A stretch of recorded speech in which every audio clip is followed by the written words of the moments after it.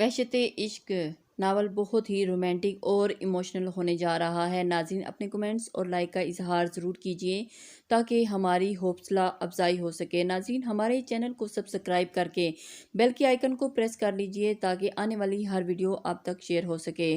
جی تو چلتے ہیں ناظرین آج کی سیکنڈ لاسٹ ایپیسوڈ کی طرف، بہت ہی ایموشنل اور رومانٹک ہونے جا رہی ہے۔ نہیں بابا، میں آذر سے شادی نہیں کرنا چاہتی، اس نے حتمی لہجے میں کہا۔ آپ پلیز تیمور ملک کے گھر والوں کو ہاں کر دیں، اس نے ان کا ہاتھ پکڑ کر لجاجت سے کہا۔ لیکن بیٹا تمہاری خوشی، وہ بولتے رکے۔ کیسی خوشی بابا؟ اس نے تڑپ کے انہیں دیکھا۔ بابا بات میرے کردار پر آئی ہے اور میں کسی قسم کے کوئی سمجھوتا نہیں کروں گی، اور اس کا یہ اٹل لہجہ تھا۔ تیمور ملک کے رشتے کے پیچھے آذر کا ہاتھ ہے نا؟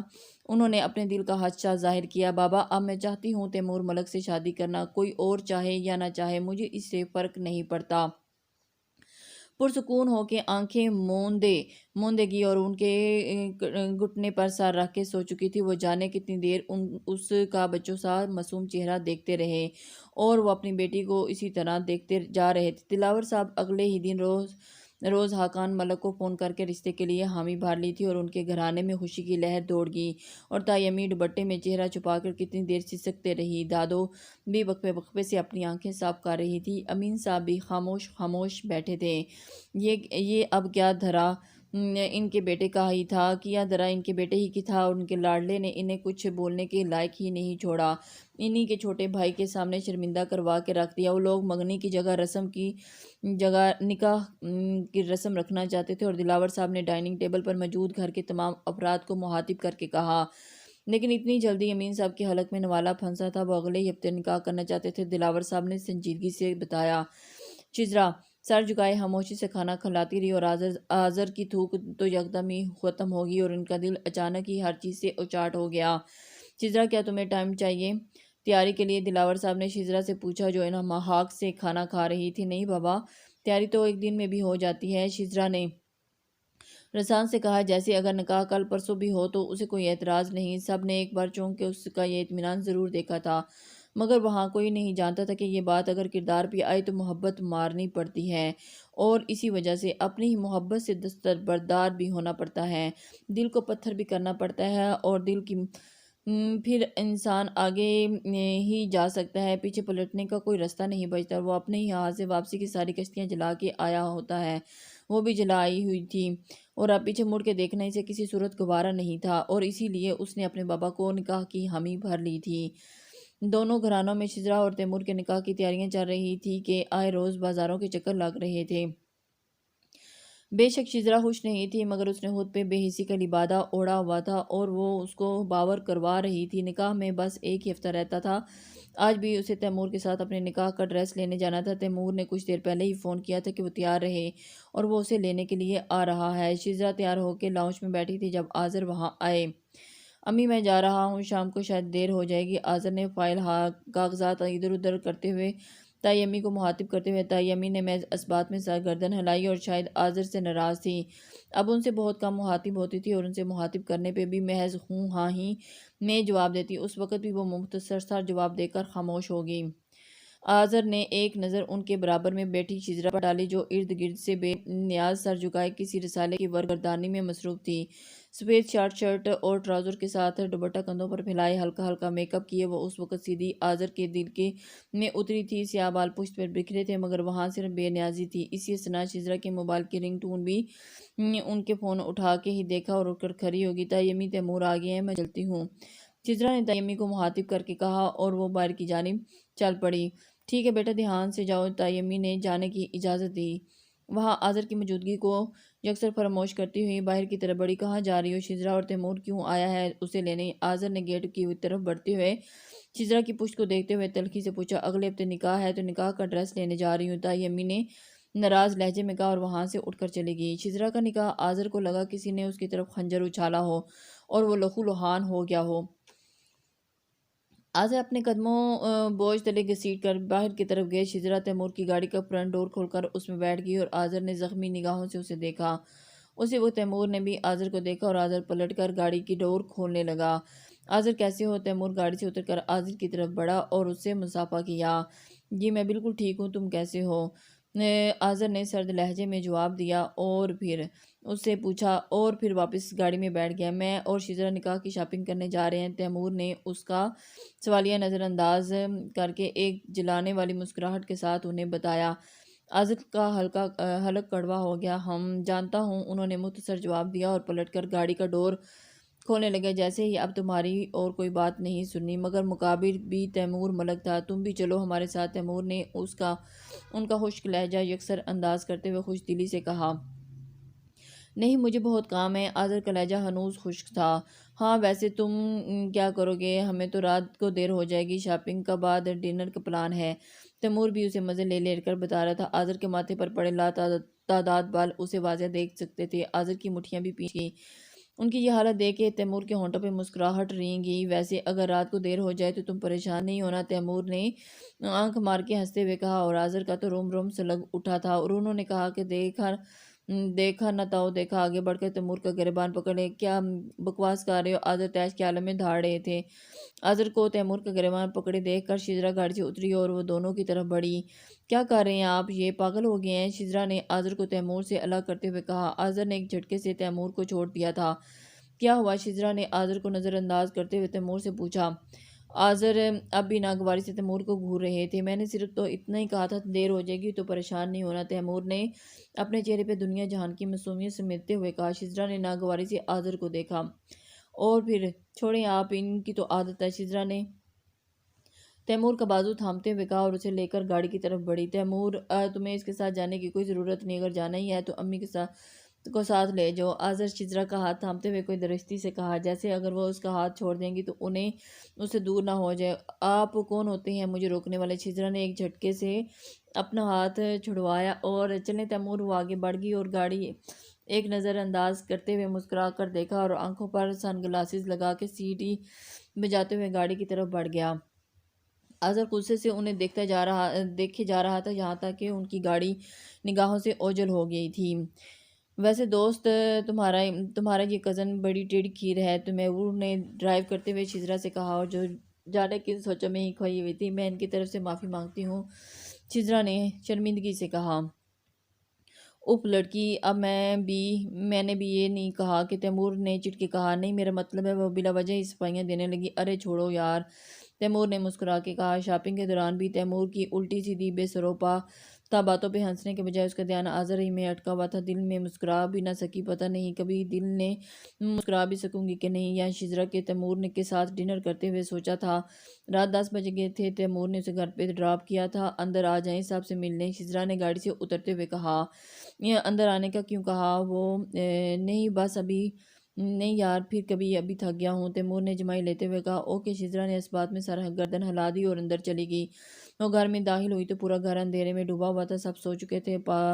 وہ پانی پینے کچن کی طرف بڑی، ہاتھ بڑھا کے کچن کی لائٹ آن کی، اوپر سے پانی کی بوتل نکال کر گلاس میں پانی انڈیلنے لگی۔ اگلے ہی پل کوئی کچن کے دروازے پہ آ کر استدعا ہوا اور شزرا نے گردن موڑ کے دیکھا، آذر کھڑے تھے، سرخ آنکھوں اور بکھرے ہوئے حلیے میں۔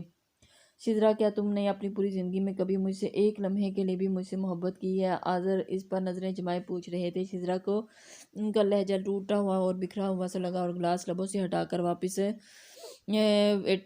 ونٹر پہ رکھ دیا، اور مگر کچھ نہ بولی۔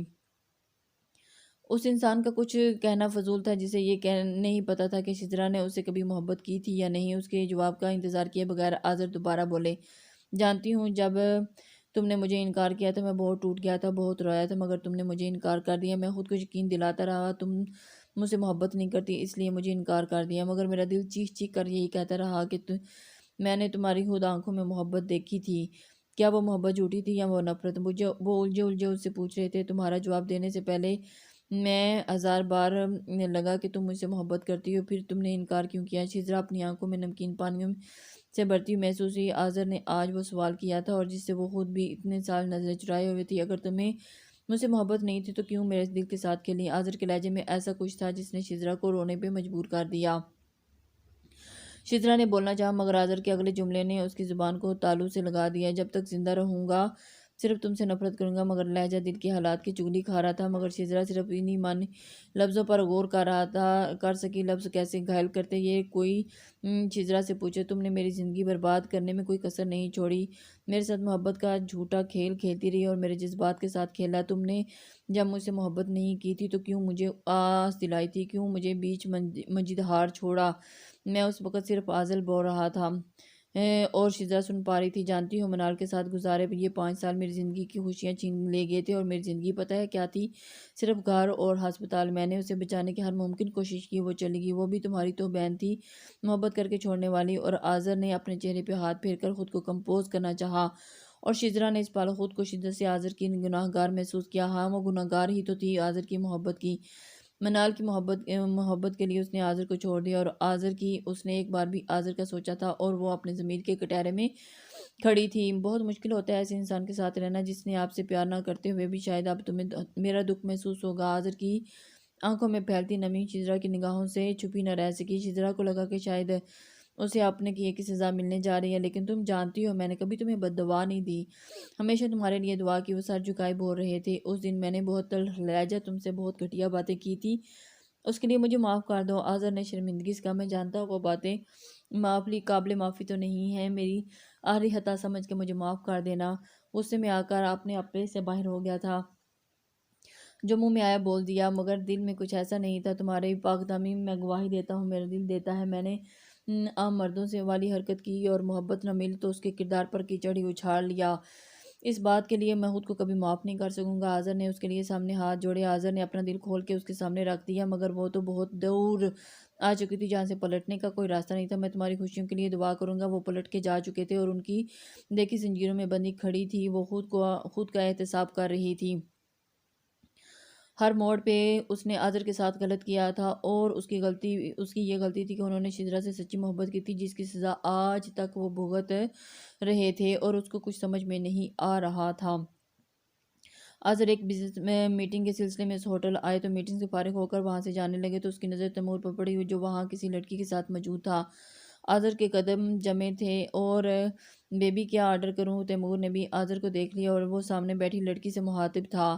اسے کچھ سمجھ نہیں۔ جی سر، تیمور کی سیکرٹری نے آنکھیں پھاڑ کر حیرت سے تیمور کو دیکھا، اور اسے لگا کہ اس کے باس کا دماغ چل گیا۔ وہ دونوں وہاں کسی میٹنگ کے سلسلے میں آئے تھے اور اب بیٹھے کلائنٹ کا انتظار کر رہے تھے، اور اس سیکرٹری کو سمجھنے تم آرڈر کرو، آج میں تمہاری پسند سے ہی آرڈر ہوگا۔ تیمور نے مینیو کارڈ سامنے بیٹھی لڑکی کی طرف لگا، اور سامنے بیٹھی تیمور کو سیکرٹری کو غش پہ غش آ رہے تھے۔ لیکن سر، سیکرٹری کا حقلا کہ کہا، جب بیٹھو بے وقوف لڑکی، چپ بیٹھو بے وقوف لڑکی۔ تیمور نے آہستہ آواز میں اسے چپ رہنے کو کہا۔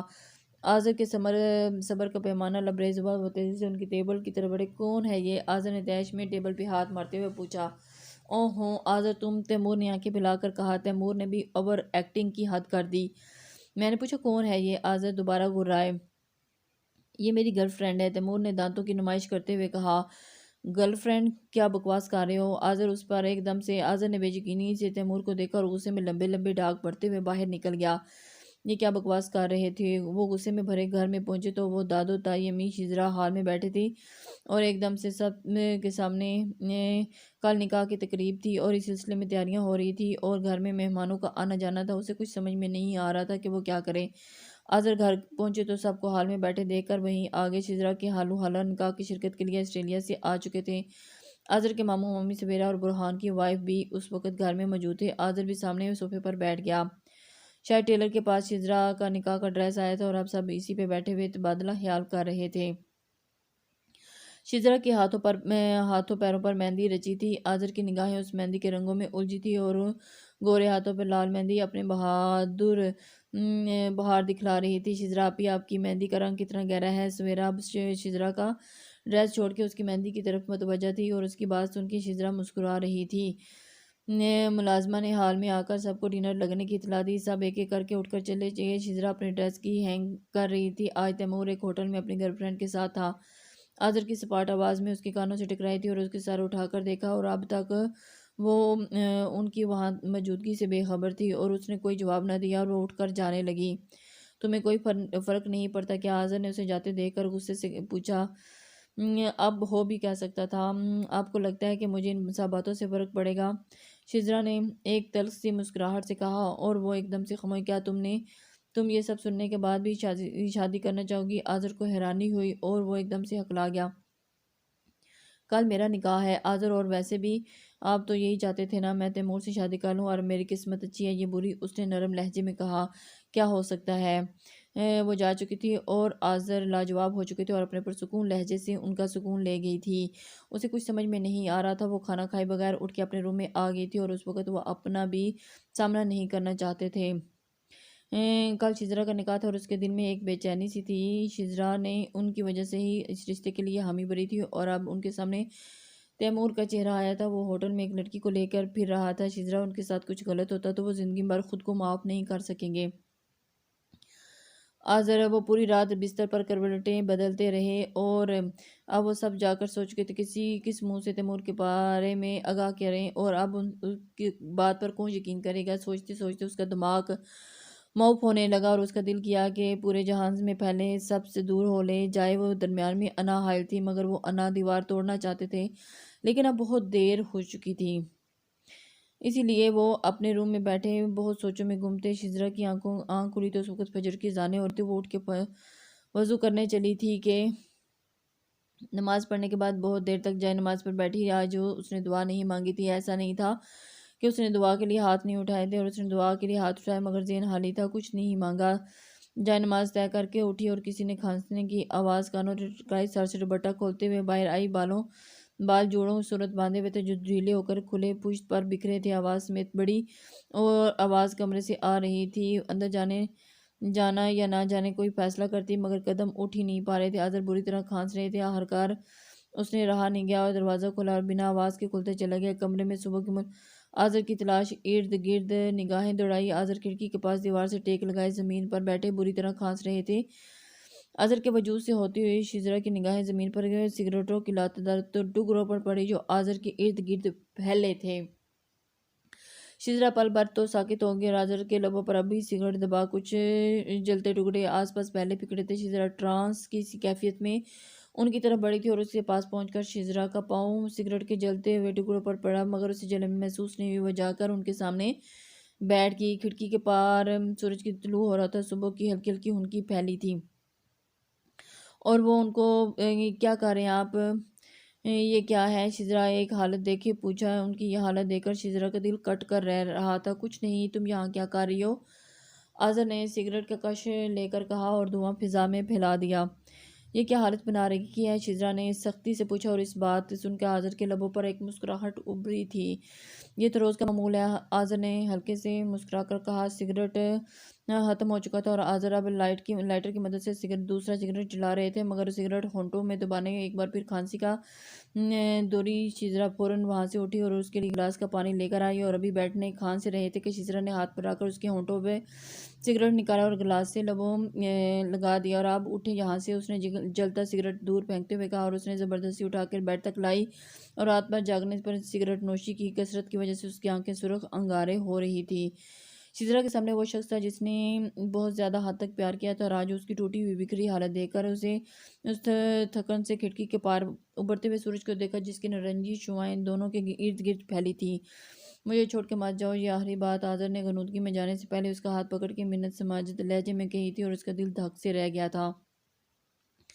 وہ سوچ رہی تھی کہ اب وہ کیا کرے۔ وہ اسے کس موڑ پر لے کے آ گئی تھی۔ آذر کی آنکھ کھلی تو پورا کمرہ اندھیرے میں ڈوبا ہوا تھا۔ انہیں لگا کہ آج معمول سے زیادہ سوتے رہے۔ ان کے ذہن کے پردے صبح کا منظر لہرایا، اور کچھ دیر تک خالی نظر چھت کو تکتے رہے اور موبائل تلاش کیا۔ موبائل میں ٹائم دیکھا تو شام کے 7 بج رہے تھے۔ خود کو ہلنے کی ہمت نہیں ہو پا رہی تھی۔ بخار کی شدت کے باعث ان کی پلکیں بار بار گر رہی تھی، اور خود کو سنبھالے ہوئے اٹھے اور کمرے کی لائٹ جلائی، اور پورا کمرہ صاف ستھرا اپنی پہلے والی حالت میں تھا۔ کمرے میں کہیں بھی سگریٹ کے ٹکڑے نہیں تھے۔ آذر کا دل دکھ بھرا تھا۔ وہ باہر آئے تو گھر میں رونق لگی ہوئی تھی، نکاح کے تمام انتظامات کیے گئے تھے۔ سویرا شزرا کو لے کر پارلر جا چکی تھی، اور آذر واپس اندر میں آیا، الماری سے اپنے کپڑے نکالنے لگا، مگر ان مطلوبہ شرٹ انہیں نہیں ملی تھی۔ انہوں نے دوسرے خانے میں ہاتھ الماری میں کچھ زمین پر گرا تھا، اور آذر جھنجھلا کے نیچے جھکے اور واپس الماری کے خانے میں رکھ دیا۔ آذر نے دوبارہ شرٹ ڈھونڈنے کی کوشش کی، مگر دوبارہ وہ چیز ان کے قدروں میں جا گری۔ تیمی نے گو کہ منال کی تمام چیزیں ان کے کمرے سے ہٹا لی تھی، مگر کپڑوں میں دبی یہ ڈائری نہ جانے وہاں کیسے رہ گئی۔ ایزر نے وہ ڈائری اٹھائی اور بلا ارادہ ہی کھول لیا۔ صفحہ وہ اپنے نام پر دیکھے ہی ٹھٹکے تھے۔ انہوں نے ایسے ہی ڈائری کے صفحے الٹے، ایک تحریر پر جا کر ان کی نظریں اٹک گئیں۔ یہ وہی تحریر تھی جسے پڑھ کر شجرا کی پرسکون زندگی میں مشکلوں کے طوفان اور غم کے بادل آئے تھے، اور آزر تجسس کے مارے وہ تحریر پڑھنے لگے اور ایک دم سے ان کو خاموشی کا سکتہ چھا گیا۔ میں نہیں جانتی مجھے آپ سے کم محبت ہوئی، مگر یہ جب احساس دل میں جاگا، نہ جانے مجھے دنیا خوبصورت لگنے لگی، میں خوش رہنے لگی، مجھے جینے کی وجہ سمجھ آنے لگی۔ یہ احساس بہت خوبصورت ہے، کسی کو چاہنا اور چاہتے ہی چلے جانا۔ نہیں میں جانتی کہ آپ سے محبت ہے یا نہیں ہے، لیکن آپ کے دل میں میرے لیے جگہ ہے بھی کہ نہیں۔ میں صرف جانتی ہوں کہ میری کل کائنات آپ ہیں۔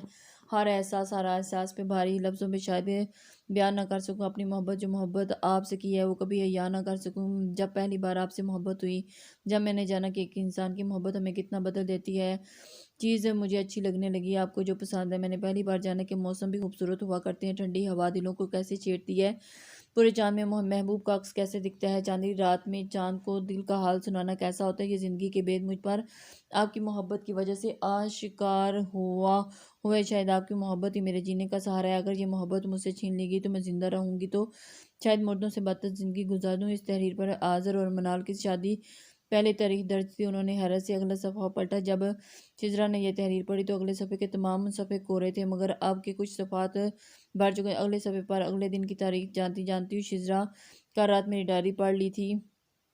پہلی ہی لائن پڑھ آزر کے ہاتھوں سے ڈائری گرتے گرتے بجی۔ منال شادی سے پہلے ہی آزر سے پیار کرتی تھی اور یہ بات شجرا جان چکی تھی۔ آزر کے ماتھے پہ پسینے نہ مدا۔ میں بھی یہ جانتی تھی شجرا اور آزر ایک دوسرے کو پسند کرتے ہیں، مگر شاید میں محبت اس قدر اندھی ہو چکی تھی کہ مجھے اپنی بہن میں وہ آنسو نہ دیکھے جو اس نے کل پوری رات ٹھنڈے فرش پر بیٹھ کر بہائے، اور میں محبت میں خود غرض ہو چکی تھی۔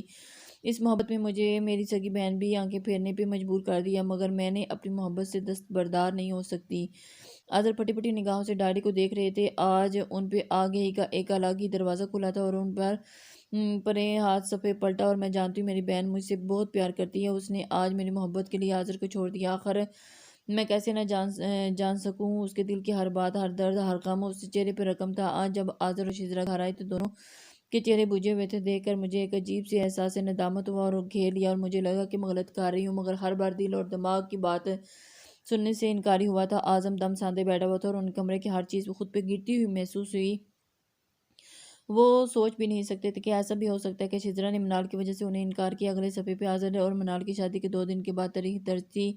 آزر کے ہاتھوں میں کب کپاہٹ نمایاں تھی۔ شجرا جا چکی تھی، اس کے جانے کا مجھے بھی دکھ تھا، اور شاید میں اسی لیے سب کی بہتری تھی، اور شاید مجھے آزر کا پیار نصیب ہو جو میں نے خود غرض ہو کر اپنی بہن سے چھین لیا تھا۔ یہ مختصر سی تحریر بہت کچھ چلا چلا کے بیان کر رہی تھی۔ آزر کو اپنے حلق میں کانٹے پڑتے ہوئے محسوس ہوئے۔ انہوں نے اگلا صفحہ پلٹا۔ اگلا آخری صفحہ تھا جس پہ کچھ لکھا ہوا تھا، اس کے تمام صفحے کورے تھے۔ اس صفحے پر 5 سال پہلے کی تاریخ درج تھی۔ یہ وہ تاریخ تھی جس دن منال کی بیماری خبر ہوئی تھی۔ آزر کو اپنے ہر جانب سکوت سا بکھرا ہوا محسوس ہوا۔ کھڑکی کا باہر رات آ گئی اور نیچے لان کی روشنی جگمگا رہی۔ آزر کی آنکھوں کے سامنے دھند بڑھتی جا رہی تھی، اور مجھے برین ٹیومر ہے۔ میں نے سوچا بھی نہیں تھا کہ مجھے کوئی جان لیوا بیماری ہو سکتی ہے۔ بظاہر تو ڈاکٹر نے کہا تھا کہ یہ بیماری قابل علاج ہے، مگر میرا دل جانتا ہے کہ اندر سے کیسے گھل رہی ہوں۔ میں جانتی ہوں کہ اب میرا زندہ رہنا ممکن نہیں ہے، اور میں زندہ رہنا بھی نہیں چاہتی۔ ہر روز نظامت کا ناک ڈستا جا رہا ہے اور اس کا جسم پر پھیلتا جا رہا ہے، اور میں روز جیتی ہوں روز مرتی ہوں۔ شاید خدا کو مجھ پر ترس آ گیا اور مجھے پاس بلا رہا ہے۔ شجرا جب یہاں سے جا رہی تھی تو اس کی روح سوجی ہوئی تھی، اور آنکھیں آج تک میرے دل میں نقش جا رہی ہیں۔ میں چاہ کر بھی یہ نقش نہیں کھروچ پا رہی۔ شجرا میری وجہ سے ہی سب دور ہوئی ہے اور میری خوشیوں کی خاطر یہاں سے چلی گئی، اور میں نے کہا اپنی بہن کی ساری خوشیاں چھین لی۔ وہ تو معصوم تھی اور اس نے صرف میرا سوچا، اور شاید ایک بار اپنا سوچ لیتی تو مجھے روز ایسے چلنا نہیں پڑتا۔ اس آزر میرا ہی ہر طرح خیال کرتے، مگر جس طرح انسان دل کی مر چکی تھی کسی دوسرے کو کیا خود دے سکتا تھا، اور گھٹنوں کی آزادی غیر مرئی نقطے پر جن نگاہیں ٹکائے سوچ رہے تب میرا دل کرچی کرچی ہوتا تھا، اور میں یہی جانتی تھی کہ مجھے زندگی میں کوئی آرزو نہیں۔ شاید میں نے دونوں کے بیچ آئی تھی، اور اب میں ایسی ہی خاموشی سے چلی جاؤں گی۔ میں آزر کی آنکھوں سے شجرا کے لیے بیزاری اور نفرت دیکھتی تھی تو مجھے مزید احساس جرم مطلع ہو جاتی تھی۔ کیا قصور ہے اس بیچاری کا جو اس آزر کی نفرت سہنی پڑی اور سب سر ضرور ہونا پڑا۔ سارا قصور تو میرا ہی ہے، میں یہاں عادل کے پاس بھی ہوں، سب کے ساتھ بھی۔ میں نے اسی لیے اپنی بیماری شجرا کو نہیں بتایا، اور اب مجھے سامنا کرنے کی سخت نہیں تھی، اور میرے سامنے آتی تو پہلے ہی دکھ میرا دل بند ہو جائے گا، اور اس کی اجڑی حالت دیکھ نہیں سکتی تھی۔ شاید اس کے بعد ڈائری اپنا دکھ بیان نہ کر سکوں، کیونکہ میری اذیت کو لفظوں میں پہنانا مشکل ہے۔ آگے ڈائری خاموش تھی، صفحات کورے تھے۔ آذر کے ہاتھ سے ڈائری چھوٹ کر زمین پر جا گری، اور انہوں نے کسی ایسے جلتے صحرا میں کھڑا کر دیا۔ تب تک سورج ان کے سر پر آگ برسا رہا تھا، انہیں اب جلتا ہوا محسوس، آنسوں سے چہرہ تر کر گیا۔ اتنے سال شجرا کو کس بات کی سزا دیتے رہے، اسے پیار کرنے کا دعویٰ کرتے کرتے اس کا پیار نہ سمجھے۔ وہ اٹھ کر کھڑکی میں آ رہے تھے، حبس اور گھٹن لمحہ بلمحہ بڑھتی جا رہی تھی۔ انہوں نے کھڑکی سے باہر خوبصورتی سے سجایا گیا لان دیکھا، اور مہمانوں کے آنا شروع ہو چکے تھے۔ شاید شجرا سسرال والے بھی آ چکے تھے، اور وہ سمجھ نہیں سکے کہ ان کے گھنٹے اسی پوزیشن میں بیٹھے ہو گئے ہیں۔ وہ اپنے روم میں باہر نکلے تو دلاور اور امین صاحب شجرا کو روم کی طرف جا رہے تھے، اور مولوی صاحب بھی اپنا رجسٹر تھامے داخل ہوئے۔ آذر نے کرب سے آنکھیں مینچ لی۔ آذر کی شجرا کے روم کے پیچھے داخل ہوئے تو شجرا صوفے پہ دلہن کے روم میں پریشان سے برجمان تھی، سرخ لہنگے میں اپنی خوبصورتی، تمام تر خوبصورتی کے ساتھ حسن کے اعلیٰ مرتبے پر فائز تھی۔ آذر کو لگا کہ یہ وہی حسن پہلی بار دیکھ رہے ہیں، ان کے دل کی دھڑکنیں تھیں۔ مولوی صاحب نے شجرا کے برابر بیٹھ چکے تھے، دلاور صاحب اور امین صاحب بھی وہیں بیٹھے، دادو اور دائی امی بھی روم میں آ چکی تھی۔ آذر چیخ چیخ کر یہ سب روکنا چاہتے تھے، مگر اب دیر ہو چکی تھی، سب کچھ ہاتھوں سے نکل گیا تھا۔ وہ تئی دامن کھڑے رہ کر دیکھ رہے تھے۔ اسی اثنا برخان نے باہر آ کر دیکھا، دلاور صاحب کے کان میں کچھ کہا۔ دلاور صاحب نے ہاتھ اٹھا کے مولوی صاحب کو روک دیا، اور امین صاحب اور دلاور صاحب برخان کے ساتھ باہر کی طرف بڑھے۔ آذر نہ سمجھی سے یہ سب دیکھ ملکہ خان اور ان کی وائف ڈرائنگ روم میں پریشان بیٹھے تھے، اور سب لوگ وہاں ڈرائنگ روم میں جمع تھے۔ شجرا پریشانی میں سب کو ایسے دیکھے جا رہی تھی، اب وہاں صرف آذر اور شجرا رہ گئے تھے۔ دونوں نے سر اٹھا کر ایک دوسرے کو دیکھا، اور دونوں کی نگاہیں ملی تو اگلے ہی پل شجرا نے سر جھکا لیا۔ آذر اس پہ نگاہیں نہ ہٹا سکے، وہ انہیں کسی شاعر، کسی دیوانے کا ایک سنہرا سا خواب لگ رہی تھی۔ انہوں نے بے اختیار ہوتی نظروں کو قابو کیا۔ آذر کی جیب میں پڑا ان کا موبائل کافی دیر سے وائبریٹ ہو رہا تھا، مگر موبائل سائلنٹ پہ لگا تھا۔ آذر کو احساس ہوا تو انہوں نے جیب سے موبائل دیکھا تو کافی ساری مسڈ کال تھی، اور اب دوبارہ ان کا موبائل رنگ کر رہا تھا۔ انہوں نے فون اٹھا کر کان لگایا تو وہ دوسری طرف تیمور ملک کی آواز پر، جی جناب، تو عقل ٹھکانے آ گئی یا ابھی بھی کوئی کسر باقی ہے؟ تیمور نے دوسری طرف مسکراتے ہوئے پوچھا، کیا مطلب؟ مجھے فون کیوں کیا؟ کہاں تم؟ آذر نے ایک ہی سانس میں کئی سوالات کیے۔ شجرا اب سر اٹھا کر نہیں دیکھ رہی تھی، جبکہ شجرا کا چہرہ مستقل آذر کی نظروں کے حصار میں تھا۔ شجرا سے نکاح کرنے کا ارادہ ہے یا میں آ جاؤں؟ تیمور اس وقت ان کے گھر کے کچھ فاصلے پہ ایک ریسٹورنٹ میں بیٹھا کھانے سے انصاف کر رہا تھا۔ اس نے چاول کا چمچ ایک منہ میں بھرتے ہوئے، کہاں ہو تم؟ آذر اب بھی نہ سمجھتے اس سے پوچھ رہے تھے، تیزی سے کمرے کی طرف باہر نکلے۔ شجرا نے انہیں جلدی سے ایسے جاتے دیکھ کے رہ گئی۔ میں آج کسی اور کی ہونے جا رہی ہوں، مگر آج کوئی فرق نہیں پڑ رہا تھا۔ شجرا دکھی دل سے سوچا، نین کٹور بھرنے لگے تھے، اور یار میں اس وقت شیروانی پہنے دولہا بنا بیٹھا ایک ریسٹورنٹ میں کھانے سے انصاف کر رہا ہوں۔ تیمور نے بے چارگی سے بتایا، تمہیں شجرا سے نکاح کرنا ہے تو جلدی بتاؤ، گھنٹے بھر میں اپنے باپ کی گالیاں سن رہا ہوں۔ تیمور نے پانی کا گھونٹ بھرتے ہوئے دہائی دی، تم یہ سب کیوں کر رہے ہو؟ آذر نے مشکوک لہجے میں پوچھا۔ تو کیونکہ میں جانتا ہوں تم اور شجرا ایک دوسرے کو پسند کرتے ہو، اور تیمور نے اصل وجہ بتائی، اور اسی وجہ سے اور ویسے بھی میری گرل فرینڈ نے مجھے آنے ہی نہیں دے رہی، تیمور نے اپنی ہنسی دباتے ہوئے کہا، اور وہ اس کی طرف دیکھتا رہ گیا۔ تم نہ آؤ یہی بہتر ہے۔ آذر نے غصے سے فون کاٹ دیا اور ڈرائنگ روم کی طرف بڑھے تھے۔ وہ وہاں پہنچے تو دادی اور دائی امی بیٹھے رو رہی تھی۔ دلاور صاحب سر